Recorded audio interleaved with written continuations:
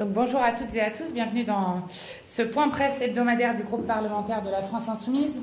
Évidemment, je commence par la situation catastrophique de Gaza avec l'offensive qui a été lancée ce dimanche pour contrôler totalement la bande de Gaza et mener ainsi un nettoyage ethnique complet, et ce alors que la famine est utilisée comme arme de guerre. Et tout le monde, je crois, a vu ici les images de ces enfants, de ces Palestiniens affamés, au point qu'aujourd'hui, on parle de 500 000 personnes qui seraient au stade 5 de la famine, c'est-à-dire à la limite de la mort.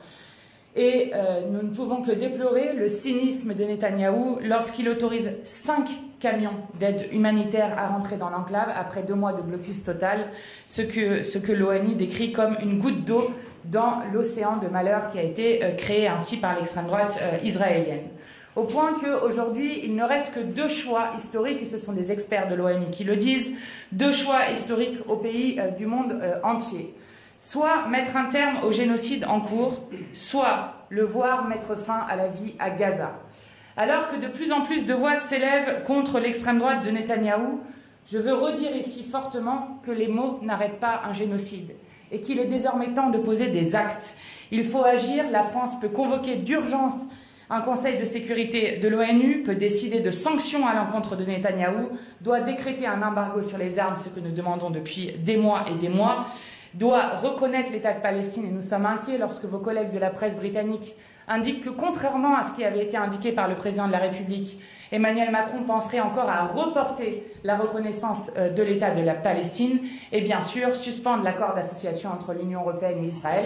Je rappelle que l'Union européenne est le premier partenaire commercial d'Israël, et puisque le gouvernement semble avoir évolué sur cette question suite à l'horreur qui se déroule sous nos yeux, et qu'il était légitime de demander de le réviser, je vous annonce que le groupe parlementaire insoumis dépose ce jour une proposition de résolution européenne pour dénoncer l'accord d'association entre l'Union européenne et Israël et pour que l'Assemblée puisse se prononcer. Je rappelle qu'en 2014, l'Assemblée nationale avait voté en faveur de la reconnaissance de l'État de Palestine, et là, nous allons démontrer que l'Assemblée nationale est là aussi en faveur, à l'image du peuple français, d'avoir enfin des sanctions, puisque tous les leviers politiques et diplomatiques doivent être employés pour que le génocide cesse tant qu'il n'est pas trop tard.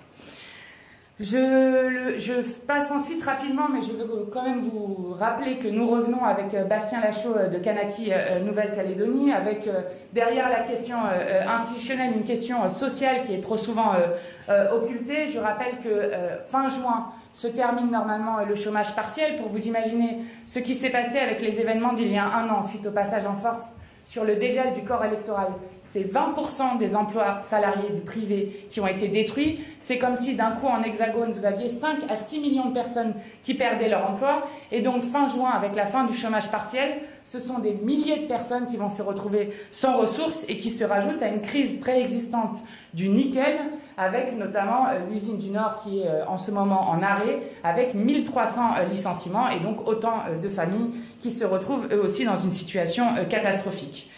Je redis que nous serons toujours du côté de la paix civile et que la paix civile commence par la libération des prisonniers politiques qui se trouvent ici en Hexagone à 17 000 km de la Kanaki Nouvelle-Calédonie, que la paix civile commence par exiger l'arrêt des mesures discriminatoires qui sont prises par la province du Sud, présidée par Sonia Backès, notamment sur l'accès à la santé, l'accès au logement, l'accès à l'école, puisque y compris on empêche des enfants de s'inscrire à l'école, et évidemment être du côté de la paix civile et réaffirmer la nécessité d'un destin commun passe aussi par réaffirmer que nous sommes toujours dans le cadre d'un processus de décolonisation, que nous sommes toujours dans le cadre qui a été fixé notamment par l'accord de Nouméa, c'est-à-dire de l'irréversibilité de l'émancipation pleine et entière, et nous osons espérer que les discussions puissent se poursuivre pour aboutir à un accord.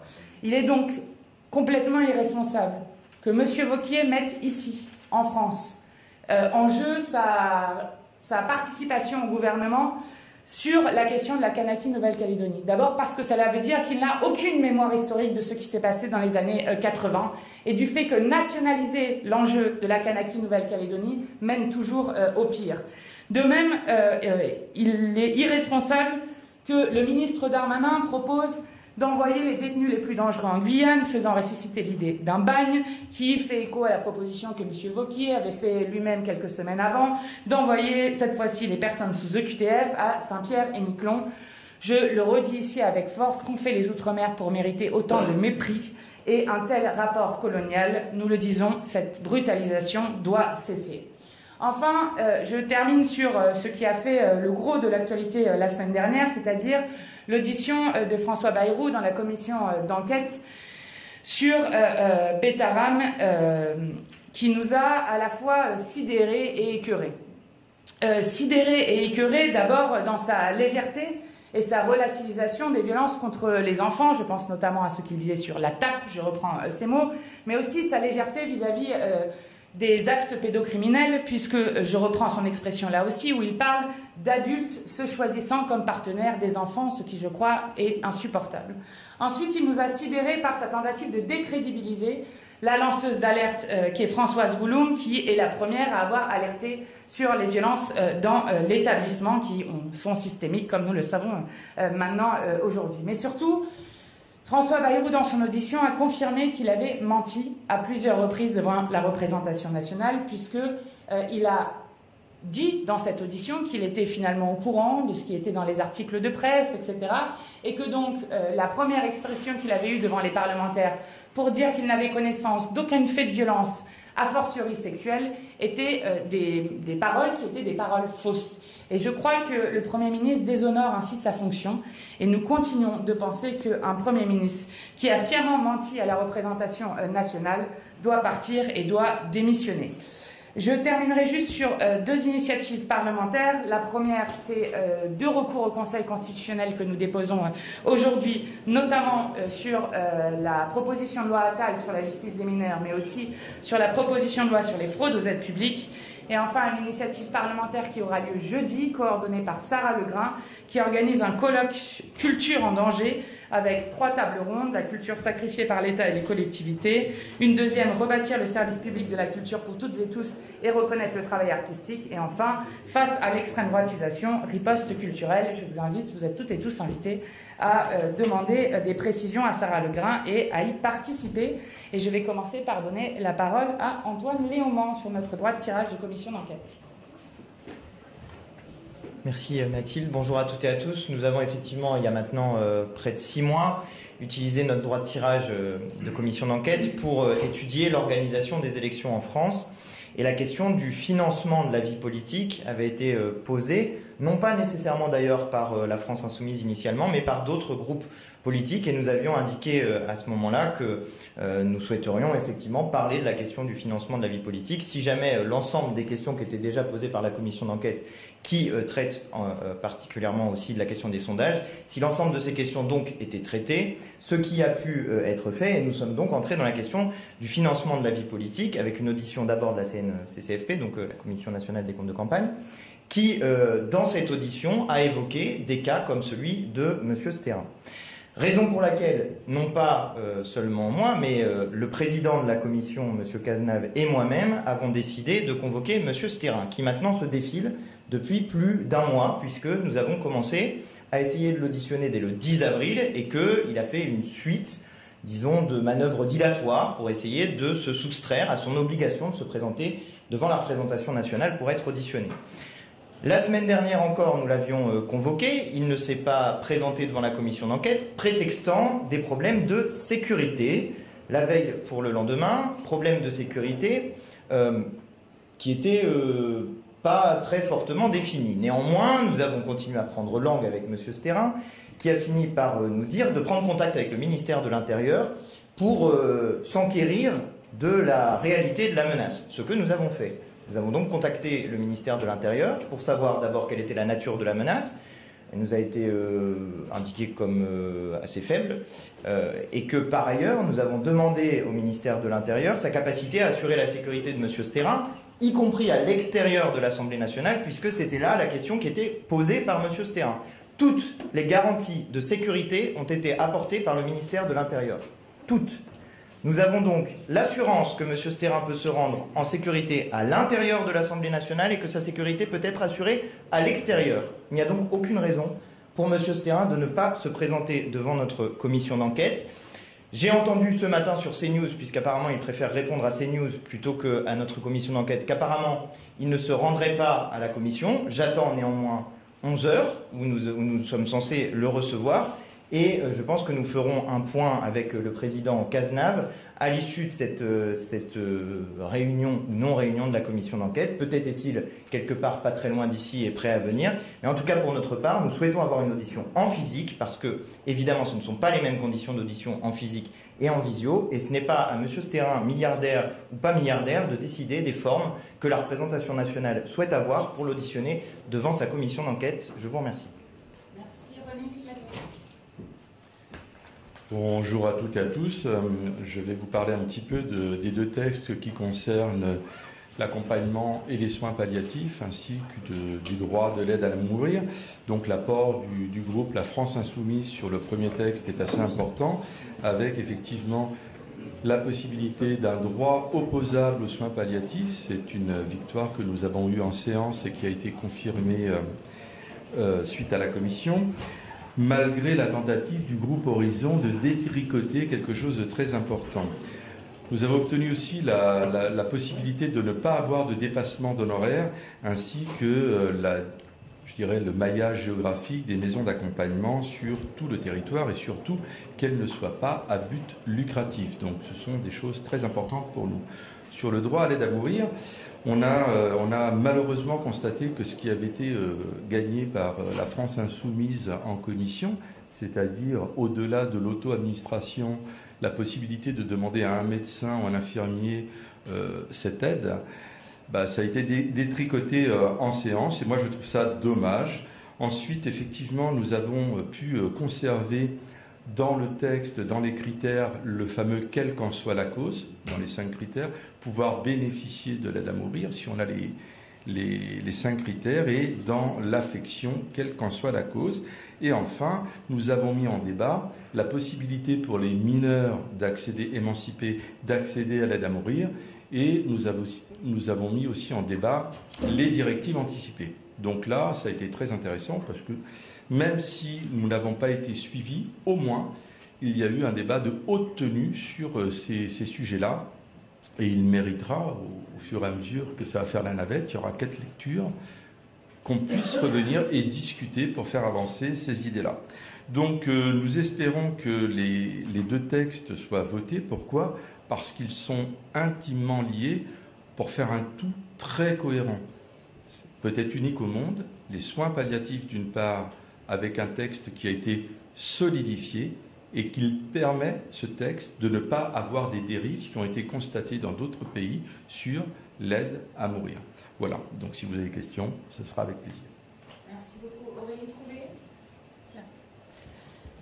Trouvé. En fait, je viens vous dire quelques mots de la Journée mondiale des abeilles. Alors là, vous vous dites pourquoi je vous parle de ça, évidemment. C'est la Journée mondiale des abeilles des Nations Unies. Voilà. Pourquoi je vous parle de ça ? Parce que les abeilles, en réalité, c'est très important. C'est la pollinisation de 3/4 des espèces cultivées qu'on mange. Voilà. Et il se trouve, par le malheureux hasard du calendrier, que nous sommes en plein examen de la loi du plomb, qu'on pourrait aussi qualifier de loi pesticide, qui vient réautoriser un pesticide tueur d'abeilles, très tueur d'abeilles, qui s'appelle l'acétamipride. Et en commission des affaires économiques, vous le savez, autant ça avait été rejeté en commission développement durable, mais dans ma commission des affaires économiques, l'article 2 a été voté, donc la réautorisation de ce pesticide. Donc nous allons, à partir du 26, c'est-à-dire ce lundi, en hémicycle, examiner une proposition de loi qui est une régression absolue du point de vue de la santé humaine, des écosystèmes, mais surtout, et je finirai là-dessus, de la souveraineté alimentaire. C'est-à-dire que ce gouvernement qui se gosse de la souveraineté alimentaire, en réalité, va attaquer de façon frontale la souveraineté alimentaire en décimant, en permettant de décimer en fait tout simplement ce qui permet la pollinisation des 3/4 de ce que nous mangeons du point de vue végétal. Juste un tout petit mot aussi pour, sans transition, pour vous parler d'ArcelorMittal. Vous savez qu'il y a une forte mobilisation des salariés la semaine dernière. Il y a une commission d'enquête avec une audition dans la commission d'enquête dont le rapporteur est Benjamin Lecable. Une commission d'enquête, il y a l'audition du PDG cet après-midi. Et nous aurons beaucoup de questions à lui poser, moi-même et d'autres, notamment parce que vous savez qu'on a contrôlé des documents la semaine dernière avec le rapporteur général du budget, le président de la commission des finances Coquerel et moi-même, président de la commission des affaires économiques, et que nous avons des très très très fortes inquiétudes que bien entendu nous allons mettre sur la table cet après-midi. Voilà.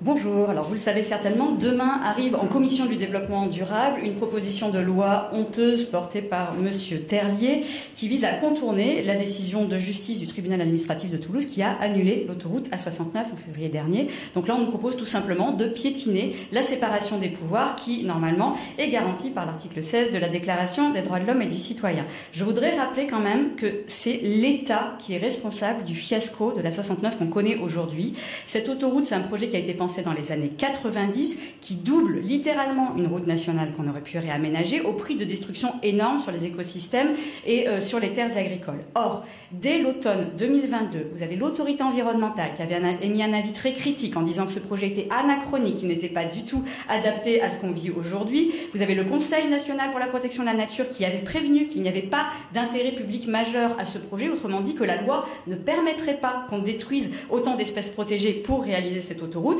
Et au lieu de considérer des alternatives, l'État a choisi de passer en force, de réaliser les travaux le plus vite possible en connaissant parfaitement le risque légal. Il savait que cette autoroute risquait d'être déclarée illégale et c'est ce qui s'est produit. Et aujourd'hui, donc au prétexte que les travaux seraient déjà bien avancés, on nous demande donc de contourner la justice, de finir les travaux et c'est vraiment honteux comme procédé, que ce soit pour l'État qui insiste comme pour les parlementaires qui lui emboîtent le pas aujourd'hui.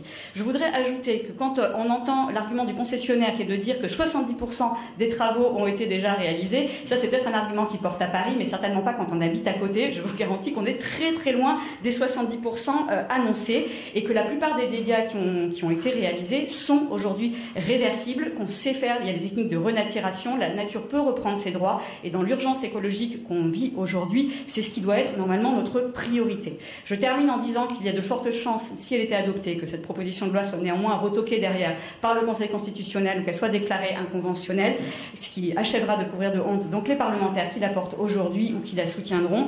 Et en attendant, vous pouvez compter sur nous pour livrer bataille et ne pas laisser passer ça. Du coup, pour compléter ce qu'a dit ma collègue Anne Steinbach-Ternoir, il est totalement scandaleux que les parlementaires du Tarn, parce que ce sont tous les parlementaires du Tarn, alors je fais partie des parlementaires du Tarn, je suis la seule à opposer, soit proposer une proposition de loi pour contourner la justice sur le fond du dossier. Ces mêmes parlementaires qui invoquent constamment, face aux militants contre la 69, l'état de droit. Et aujourd'hui, ils foulent l'état de droit aux pieds, ils servent les lobbies pharmaceutiques locaux et les entreprises du CAC 40, et c'est totalement honteux de la part d'un parlementaire. Par ailleurs, je tiens à souligner que malgré les pressions du conseil départemental tarnais, du conseil régional d'Occitanie, et de quelques grands élus, ils se targuent, ils disent que tous les élus sont pour cette autoroute, mais seulement 11% des élus du Tarn, et ça c'est jamais repris dans les médias, sont pour cette autoroute, dont tous les autres ne se prononcent pas. C'est un argument totalement fallacieux. Et pour le coût de l'arrêt du chantier, décidé par la justice, c'est une propagande médiatique, locale, quotidienne, qui ne cesse de dire que le coût serait de 200 millions d'euros par jour pour le contribuable, alors que ce sont les pénalités posées contre Atosca, le concessionnaire privé, qui n'a pas attendu la décision de justice pour commencer les travaux, grâce à l'aide du préfet du département qui a signé le début de ces travaux. Donc là aussi, c'est une propagande qui vise à mettre les juges et la population devant le fait accompli pour aller jusqu'au bout. Merci. Merci beaucoup. Question. Je rappelle juste sur la loi Duplon, la loi pesticides dont parlait Aurélie Trouvé à l'instant, que les chefs de file tiendront une conférence de presse lundi 26 mai prochain. Et donc, vous pourrez poser l'ensemble de vos questions sur la stratégie que nous y porterons. Formidable. Serge Faubert, Pure Politique. Ma question porte sur la législative partielle de la 5e circonscription de Saône-et-Loire. Voilà. Les résultats sont assez surprenants puisque la gauche est avancée en ordre dispersé. La candidate LFI, de ce fait, est à 8%, le Parti Socialiste est à 17%. Et lorsqu'on additionne les deux scores de la gauche, on constate que la gauche aurait pu être au deuxième tour. Donc je voulais savoir quels commentaires vous portez sur cette situation et si vous envisagez de réactiver l'union de la gauche sous une forme ou sous une autre. Ok, on en prend plusieurs. Okay.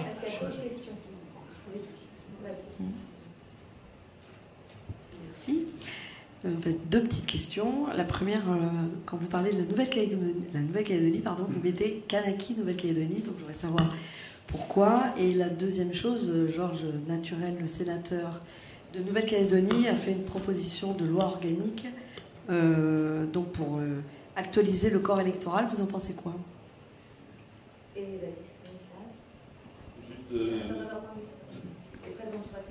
Stanislas Noyer, l'aide de l'expansion. Vous avez dit que vous déposiez un recours contre la PPL sur la fraude aux aides publiques. Vous êtes contre le renforcement des sanctions contre les fraudes aux aides publiques? Une dernière? Non?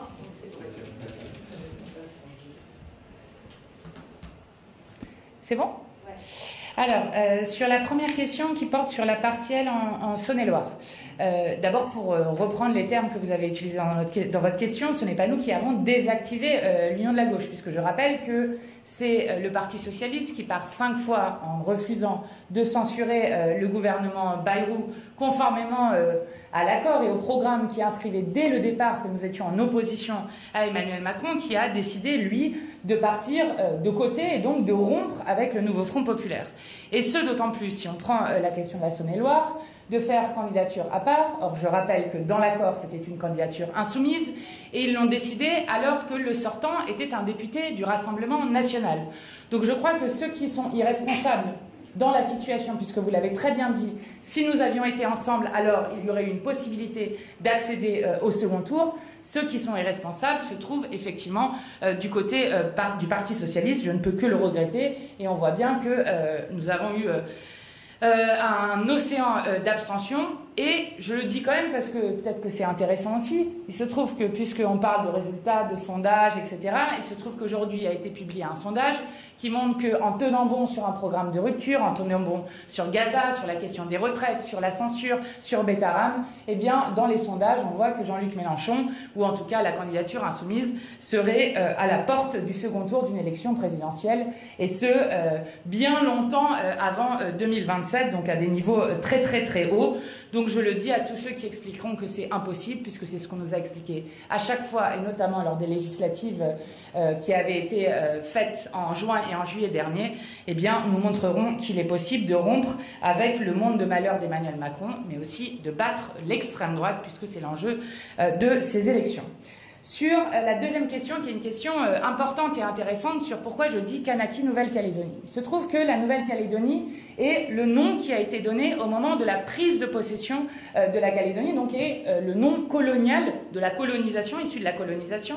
Et dans l'accord de Nouméa, l'accord de décolonisation de Nouméa, il était indiqué qu'il devait y avoir un travail sur justement l'invention dans l'idée du destin commun d'un nom que se donnerait le territoire. Ce travail n'a pas abouti, mais pour l'instant, du coup, comme de nombreux chercheurs d'ailleurs qui travaillent sur cette question-là, nous disons Kanaki Nouvelle-Calédonie, justement pour respecter ce poids de l'histoire et de construction de la paix civile qui a été fait depuis maintenant 40 ans. Ça, c'est la première chose pour répondre à cette question, et je pourrais vous donner le nom des chercheurs qui utilisent par ailleurs ce nom. Ensuite, sur la deuxième chose, sur la proposition de loi qui a été déposée sur le corps électoral. C'est une question qui est importante. Vous avez vu que par ailleurs, ici, nous avons un député qui, lui, a déposé une loi organique ou veut déposer une loi organique sur le dégel du corps électoral. On a bien vu ce que ça avait créé l'année dernière. Je disais un désastre social, mais aussi 14 personnes qui ont perdu la vie en Kanaki Nouvelle-Calédonie. Et je crois que ce n'est pas la bonne méthode. Ce n'est pas la bonne méthode que ici, soit pour passer en force, comme voudrait le faire de nouveau M. Metzdorf, soit pour rouvrir un corps électoral, par ailleurs dans un accord qui pourrait être trouvé sur, par exemple, tout le monde est d'accord, par exemple, pour intégrer les natifs dans le corps électoral qui est aujourd'hui gelé. Mais je crois que ça doit venir dans un accord global. Et pour le coup, en étant une fervente opposante à ce gouvernement et à Manuel Valls, je dis qu'il est important que l'ensemble des acteurs se soient retrouvés de nouveau autour de la table, que les discussions aient reprise, qu'il y ait eu une étape qui se soit passée avec Deva. Et j'ose espérer que ces discussions puissent continuer, mais je le dis, je pense que ça ne passe pas par une proposition de loi, un projet de loi qui serait voté ici, mais par un accord global qui resterait dans le processus qui a été construit maintenant depuis des dizaines d'années. Je le dis d'autant plus que vous avez en Kanaki, Nouvelle-Calédonie, un processus de décolonisation qui est probablement unique au monde. En 1983, à Nainville-les-Roches, lorsque le peuple kanak décide de partager son droit à l'autodétermination avec ceux qu'ils appellent les victimes de l'histoire, vous n'avez vu ça nulle part ailleurs dans le monde, et de même un processus de décolonisation qui prend des années et des dizaines d'années. C'est d'autant plus frustrant et rageant de voir le coup d'arrêt qui a été donné depuis la rupture d'impartialité du rôle de l'État avec le refus de reporter le 3e référendum et ce passage en force sur le dégel du corps électoral. Enfin, sur la PPL fraude aux aides publiques. Évidemment, nous sommes des grands amis des fraudeurs. Adrien, tu voulais le faire? Vas-y. Non, mais je peux remplacer Aurélie là-dessus, parce qu'elle devait filer. Vas-y, je t'en prie. Oui, peut-être très rapidement en 2 mots. D'abord, bon, j'imagine bien que la question n'était pas sérieuse, mais je me permets quand même de répondre que non. Mais j'entends bien qu'il s'agit de nous faire aller sur le fond du sujet.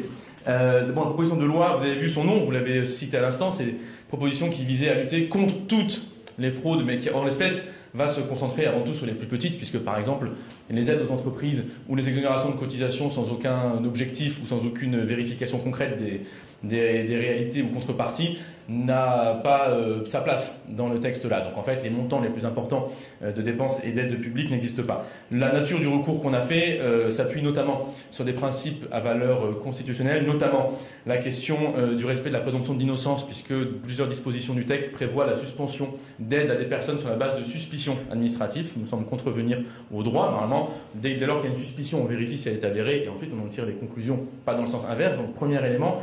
Et le deuxième, il y en a plusieurs mais je me concentre sur 2, c'est le fait de donner des pouvoirs de police à des agents privés, par exemple des opérateurs comme Enedis, qui auraient la capacité à aller eux-mêmes faire des contrôles, y compris des contrôles à domicile, et ça nous semble venir troubler la séparation des pouvoirs et la nature des attributions de chacune et de chacun dans le cadre d'un contrôle qui est évidemment légitime de l'usage de l'argent public. Et on vous remercie. Belle journée à vous.